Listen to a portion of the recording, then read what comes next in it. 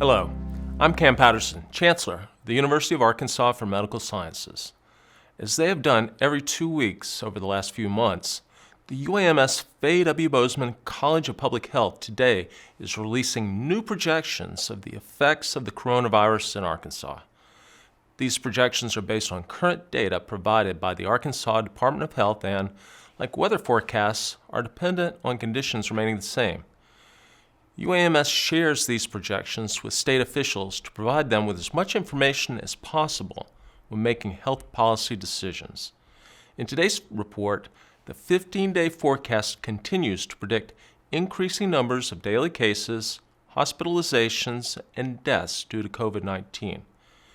Cumulative cases in Arkansas are projected to total more than 86,000 by October 5th, with 70% of the cases being in adults aged 18 to 60.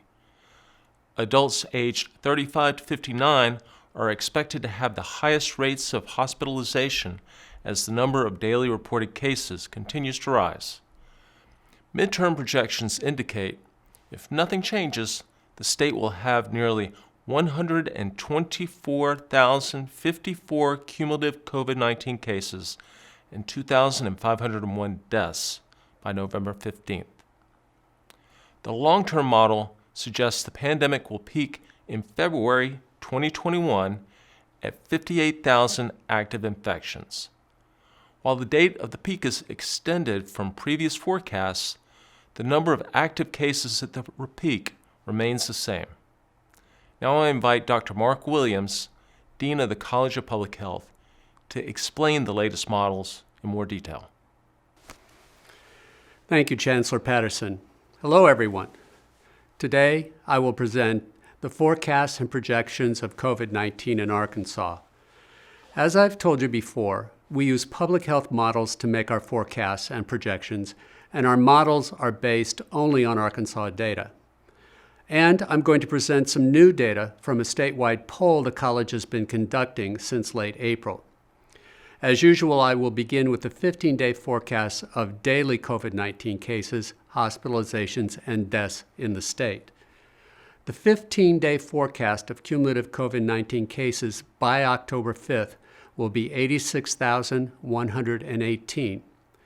This is an increase of 5,363 cases over the actual number of cases reported on September 27th.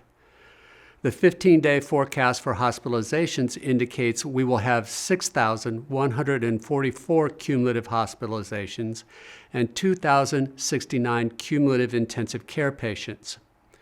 The 15-day model is also projecting 1,375 cumulative deaths. Our 15-day model of COVID-19 deaths is again fairly accurate.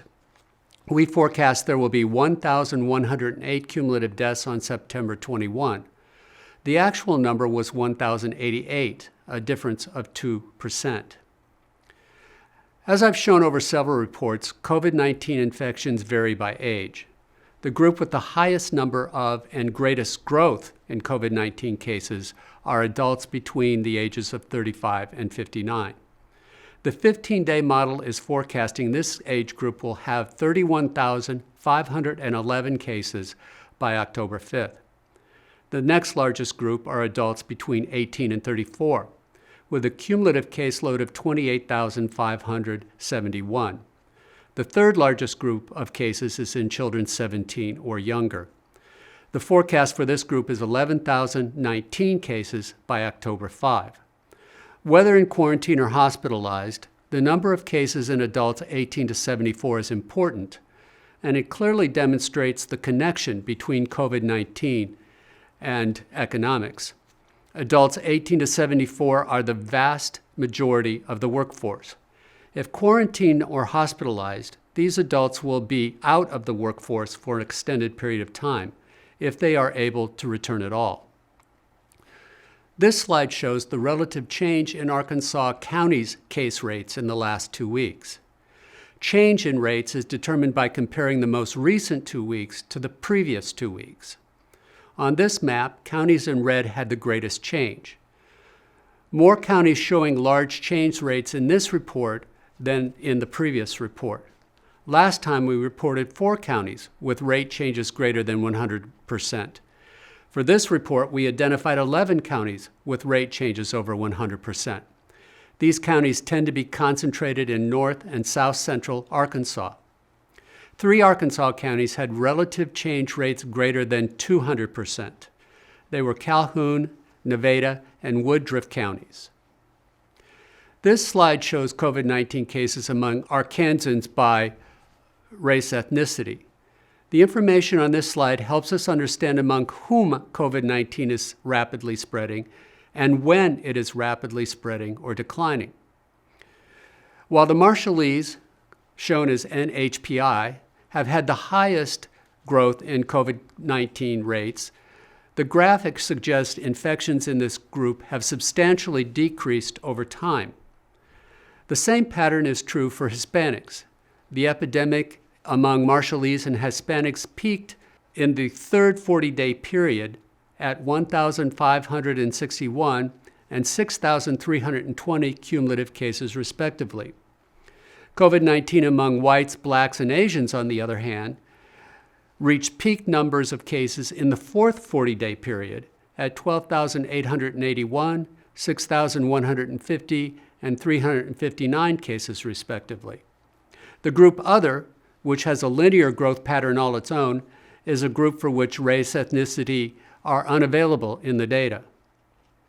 This slide shows estimates of cumulative COVID-19 cases on November 15th. The model is predicting Arkansans will have 124,054 cumulative cases. This is an increase of almost 44,000 cases over the number of actual cases on September 27th. Using the same model, we are projecting the number of cumulative COVID-19 deaths on November 15 will be 2,501, an increase of almost 900. Our long-term model is now projecting the pandemic will peak on February 22nd with 58,000 active cases, 1,401 people hospitalized, of whom 490 will require intensive care, and 171 patients will be on ventilators. The model is also projecting 190 people will succumb to COVID-19 disease. The long-term model is different from our last report.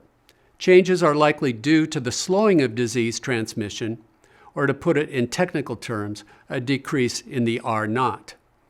The long-term model, unlike the short-term models, does not react to daily or even weekly changes in cases or infections. Rather, the model reacts to longer-term trends. The number of cases or infections have been slowly decreasing until this past week. We believe this is what the model is reflecting. We can explain it like this. If a rubber band had a peak point, it would represent the pandemic rather well. When the number of daily active infections is going down over time, the rubber band begins to stretch, reflecting an extended pandemic, with fewer active infections on any given day in the future. The peak point, as the rubber band stretches, will also be lower. When the number of daily active infections goes up, the rubber band contracts and the peak in the rubber band begins to contract and get higher. But the actual size of the rubber band, that is, the number of people who can be infected, does not change. Whether the rubber band will stretch after Labor Day cases are added to the model remains to be seen. Even though the long-term projections suggest the pandemic will stretch itself out as we go forward, it does not mean the consequences of COVID-19 will be less severe. On February 22nd, we can still expect 68 deaths due to COVID-19 disease. There is good reason to believe COVID-19 may be having a different impact in urban and rural areas of the state. Health disparities are higher in rural areas compared to urban areas for a number of reasons, chief among them being a lack of easy access to medical care. Because of travel time, rural residents may wait longer to seek testing or medical care for COVID-19 disease. Consequently, once a rural resident presents for testing or treatment, they may have more serious symptoms than if they had easy access to medical facilities.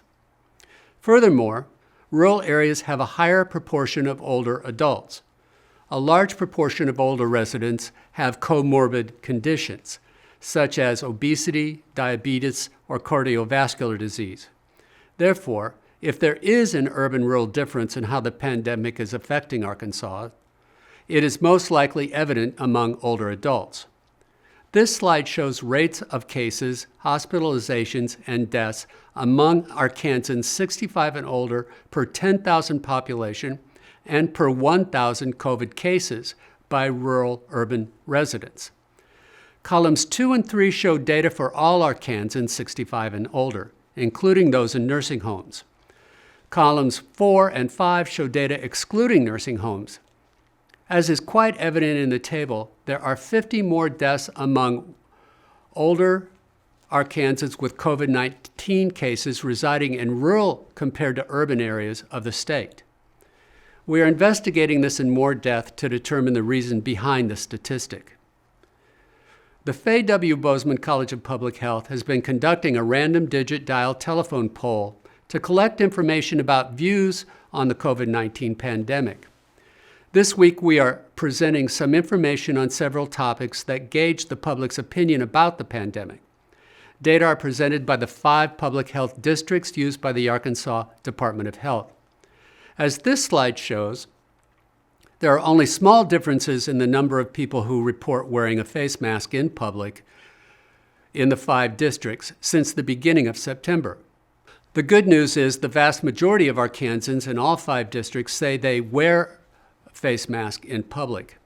Even so, far fewer people said they believe wearing a face mask is effective in preventing an infection or that a statewide order to wear a face mask was necessary. Presently, Arkansans are permitted to shop, to go to restaurants, or to gather in larger groups. Children and younger adults are attending classes in person. However, as shown on this slide, fewer than half of Arkansans feel safe when shopping or eating in a restaurant. Furthermore, fewer than 50% of people responding to the survey believe people should be out gathering in large groups or that schools should be open. Finally, we asked participants if they had attended a community event or whether they felt isolated in the 2 weeks before the survey. We found a minority of people in each district had attended a public event, perhaps to alleviate feelings of isolation, while the majority had not. Feeling isolated during the pandemic is a real health problem for many Arkansans.